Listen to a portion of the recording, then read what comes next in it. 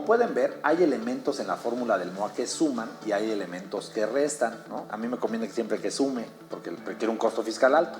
Los que suman, en resumen, son los elementos que nos permiten ser productivos fiscalmente, si me lo permiten, como lo es el costo comprobado de adquisición, porque con esto puedo operar en la sociedad. Los diferenciales positivos de CUFIN, es decir, cuánta CUFIN generé desde que yo entré a la sociedad y hasta que salgo de ella o hasta que vendo parte de mis acciones, y dos elementos que a algunos les parecerán raros, como el calificarlos como positivos, pero que tenemos que decirlos y que vamos a explicar el por qué, y que son las pérdidas fiscales que suman y la UFIN negativa que suma, ¿no? Y por supuesto los elementos que restan, que son los que dejamos en la empresa al irnos, entre comillas, y que no fueron productivos fiscalmente, o que el accionista que sigue y que me compró mis acciones se queda a futuro, pero que yo le generé, ¿no? Y que son, por ejemplo, las pérdidas fiscales, la UFIN negativa como tal, y algo propio, pues que son los reembolsos de capital que también restan, ¿no? Por lógica, cuando no tienen cancelación de acciones, ¿no? Durante un periodo de tenencia. También platicaremos de un cálculo que es obligatorio conforme al reglamento y que es alterno a la mecánica de la determinación del MOA contenida en el artículo 22 de la ley. Esta mecánica contempla la comparación de entre los llamados elementos positivos contra los elementos negativos, y que en caso de que estos últimos sean mayores, nos olvidamos del cálculo del artículo 22 o el cálculo largo y simplemente aplicamos este resultado contra nuestro costo comprobado de adquisición y ya. Y resulta curioso que en el cálculo de comparación alternativo sí se contempla la posibilidad de que nos afecte en la fórmula de la diferencia negativa de la CUFIN. Es decir, si al irme como accionista existen menos CUFIN que cuando entré a la sociedad, ¿no? Sí. Como vamos a ver en profundidad, e incluso vamos a tener un ejercicio numérico que vamos a estar viendo en pantalla, cuando sales como accionista tienes menos CUFIN de cuando entras. Eso no te resta tu costo fiscal, pero no te resta siempre que esa fórmula de la que habla Enrique en el artículo de reglamento que me obligan a calcular, aunque ya sabemos que los de reglamento no debería ponerme obligaciones, de alguna manera, si esa fórmula me sale un diferencial negativo, entre la comparación de positivos con negativos, entonces sí debo de considerar ese resultado en vez de la fórmula larga, y en ese resultado lo que quiso decir Enrique es que sí se contempla la diferencia negativa de CUFIN cuando yo como accionista me estoy yendo con menos CUFIN de cuando yo entré, ¿no? Así es. Empecemos con el costo comprobado de adquisición. Este elemento del costo es el más lógico desde nuestro punto de vista porque se refiere a las aportaciones que un accionista hace en la sociedad, ya sea vía pago directo en efectivo, en especie o vía primas de suscripción de acciones, o bien cuánto le costó al accionista su participación en la sociedad cuando adquirió la misma.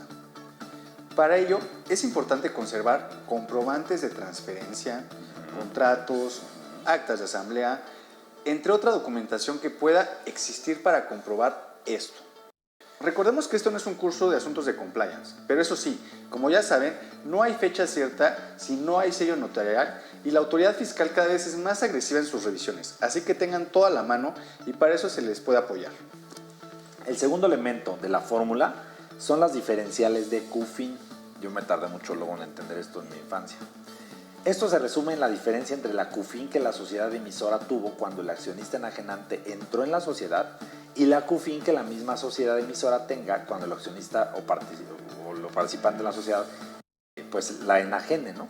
O sea, ¿cuánta CUFIN generé durante mi instancia como accionista en la sociedad? ¿O cuán fiscalmente productivo en ese sentido fui? Recordemos que para que haya CUFIN debió haber ISR pagado en la sociedad y esta, al contabilizar el monto que puedo llevarme en la sociedad y que ya pago impuestos, me suma en la fórmula del costo porque no me lo llevé. Me lo puede haber llevado, pero no me lo llevé, sino que dejé un atributo al siguiente accionista que me está comprando las acciones y que en principio pues debería estar también pagando por esto, ¿no? Ahora, este diferencial se debe considerar en proporción a lo que participó el accionista en la sociedad.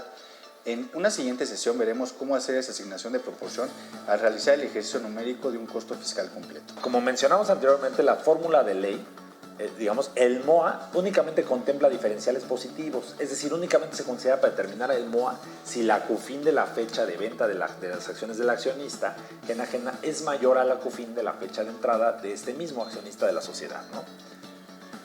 Pero como lo mencionamos con anterioridad, En la famosa diferencia negativa del artículo 24 del reglamento de la ley del impuesto sobre la renta, los positivos contra los negativos, ahí sí hay una obligación de realizar una comparación de todos los elementos, ¿no? Exacto.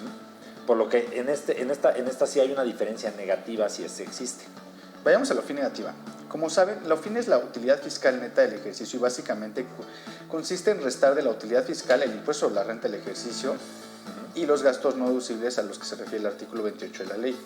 Si los gastos no deducibles exceden de la diferencia entre la utilidad fiscal y el impuesto sobre la renta pagado, entonces hay OFI negativa que a su vez se acumula y se actualiza por inflación hasta que en un año siguiente se obtenga una CUFIN que sea mayor a la OFI negativa acumulada.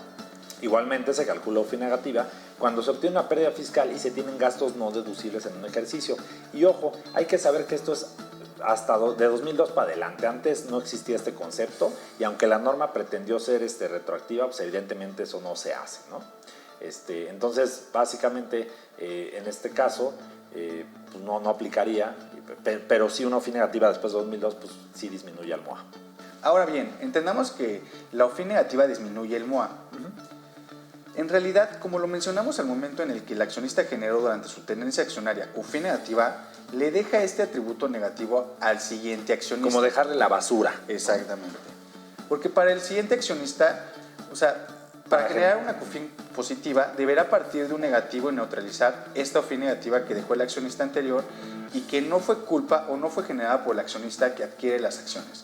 Es por ello que la OFI negativa, o sea, que deje en registro el accionista que se va, debe restar en la determinación del costo fiscal de las acciones. Por otro lado, tratándose de OFI negativa que suma, ojo, el reglamento de la ley en su artículo 23 nos permite considerar este elemento cuando suma al MOA. El argumento se puede entender sencillamente si se piensa que únicamente sumará al costo fiscal aquella OFI negativa que haya sido efectivamente aplicada por el accionista que adquirió acciones a un accionista anterior y que el anterior tuvo que, pues se la dejó como basura, como ya dijimos, durante su periodo, de manera que se generó una OFI suficiente para neutralizar esa y pues heredando la basura, pues ya la tuve que limpiar yo. Esto fue fiscalmente productivo, ¿no?